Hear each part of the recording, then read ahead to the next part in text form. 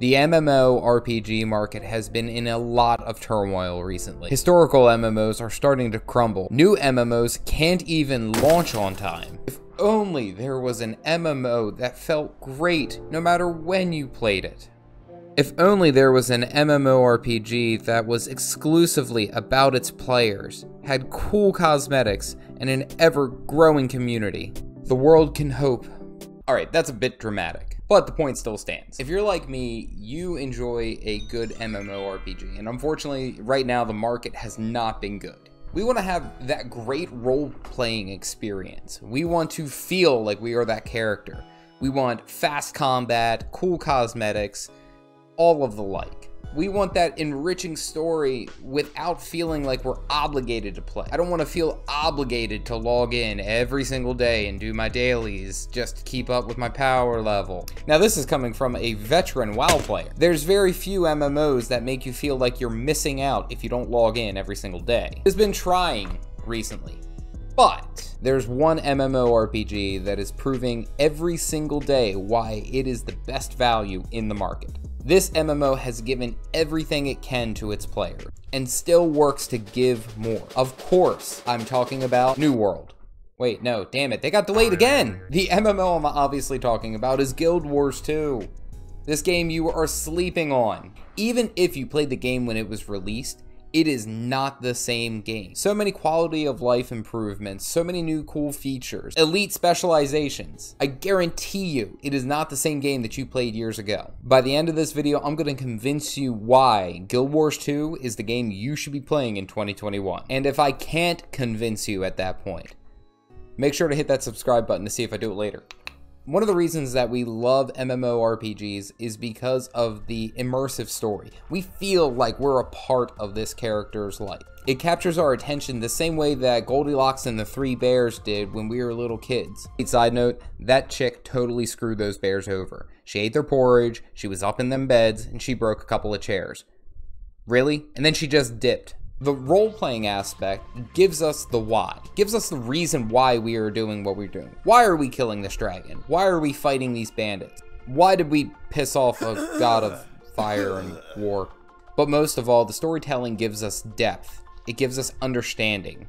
It gives us a reason why. Probably the best thing that we get from that is a memory. We get a great memory from a good story. Guild Wars 2 has three major connecting stories. When you first create your character, you get to follow along of why your character is the hero or the protagonist of this story. Once you've conquered that, then you join a faction, and then you start understanding why these factions are doing what they're doing. And then at the end, you and all these different factions come together to fight against a common foe. This isn't a spoiler alert, the game has been out for like 10 years. And by the way, that's just the base game, which I have to mention is free.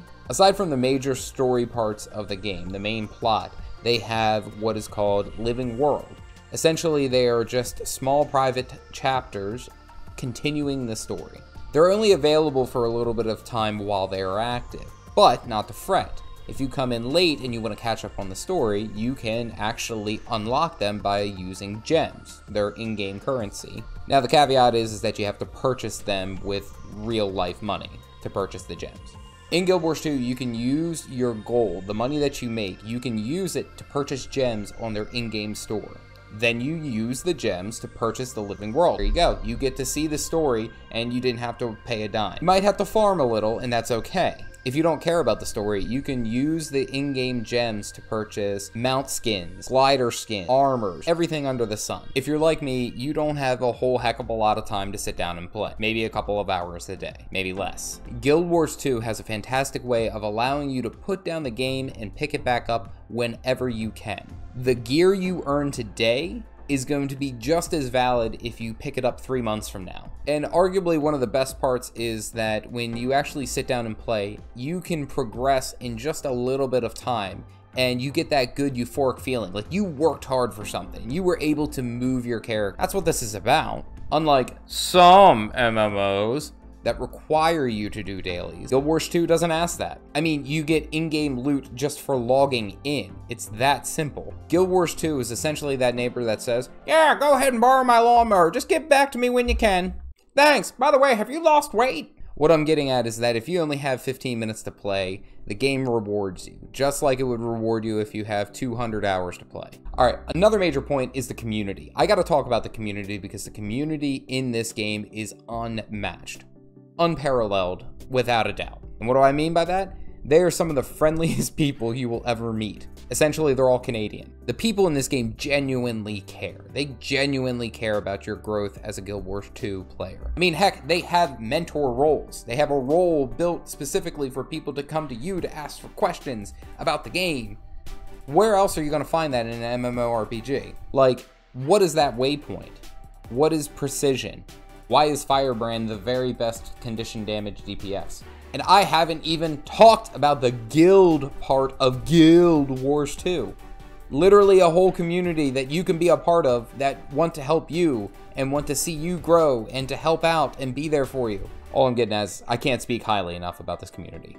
If you have enjoyed this video thus far, make sure to like the video and hit that subscribe button. Your support will help propel me into an amazing YouTube career. And I'll give you something. I will give you one solid dad joke. I started a business building boats in my attic. It was tough in the beginning, but now sales are through the roof. Yeah, that might actually make me lose subscribers. Anyway, the real stuff of why you want to be here watching this video is you are looking for that sweet, sweet character customization.